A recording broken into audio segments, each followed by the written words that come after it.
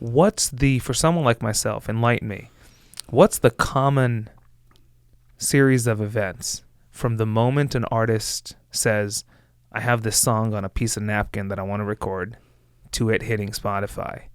In general, like a little bit of the behind the scenes, what's the common, I know probably there's a few differences, what would be the common track? Well, clearly the answer is there is no common track. Really? Because, again, lines are blurred, but also things come up very differently. But at least I can give you a few instances and some commonalities. Or at least majorities. So the majority of the time nowadays, speaking 2022, even if you're a very, very well-known band, kind of like Green Day, who I worked with, who's also on a record label.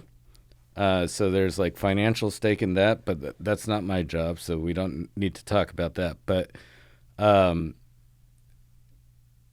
majority of all cases for someone as popular as Green Day to, let's say, an 18-year-old unknown starting out artist doing it 100% independently financed,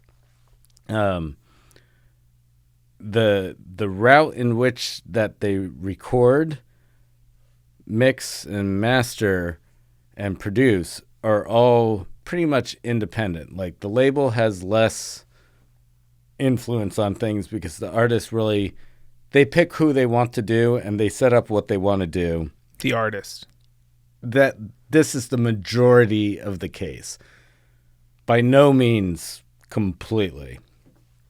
But the majority of what I see is artists who are very intertwined with what they want to set out and do. Whether that ends up being a record label putting it out later, or if they're just doing it on their own. And so they'll be responsible for probably the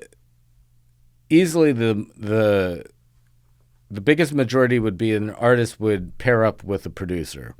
And the producer would be the one who actually gets, okay, this person in this studio is going to be recording. This is what we're doing. This person's mixing. This person's mastering. This is how we're distributing. And we go from there. So typically the producers kind of, that's the number one route of what we hear today. So you mostly deal with producers, not the singers. Producers or mixers. And that's just because of, from my standpoint, remember, I'm at the end of the line. Right. So who I'm directly interfacing with will be either, actually always a mixer, because that's who's feeding me what I need to work on. Probably a producer, maybe a label representative like an A&R, and maybe an artist, and maybe all of them. Interesting. Yeah. Huh. So it changes. It really does change. It depends on the circumstance. So generally from behind the scenes, an artist has a song, they record it, it goes to a mixer. Mm-hmm. And in a few words, a mixer does what? How Again, is that different than takes all the individual instruments and elements. Every time you see a microphone, that's like an element, like a vocal, a guitar, anything. And they mix it to get, again, for simplicity's sake, into 2 ears. Got it. So it has to go from, let's say, 100 channels and 100 things. Into 2 ears. Into 2. Got it. So that's what a mixer in simplistic terms does. And then you get it, and how many times did you, or I should ask it this way, how often does a song hit your desk and the amount to actually make it better is not large, is small, is close to perfect?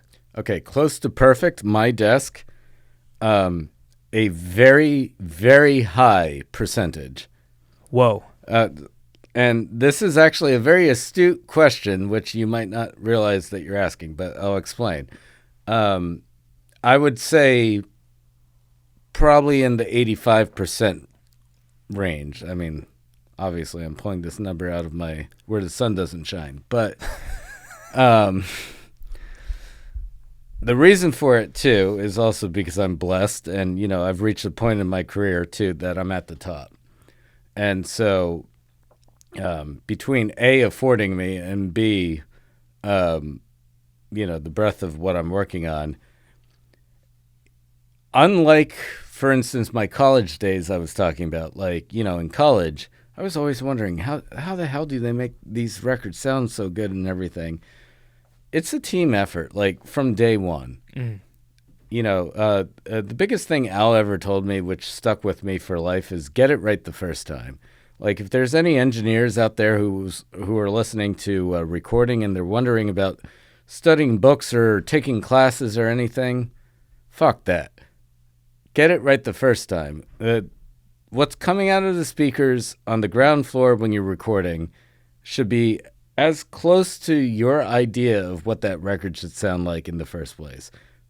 Biggest trick, bar none, period.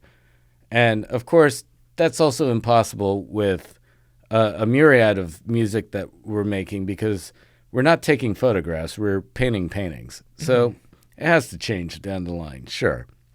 But getting back to your question, why there's such a high rate of what comes in that's, let's call it polished, is it's just because of my stature in the industry and what comes in the door. And so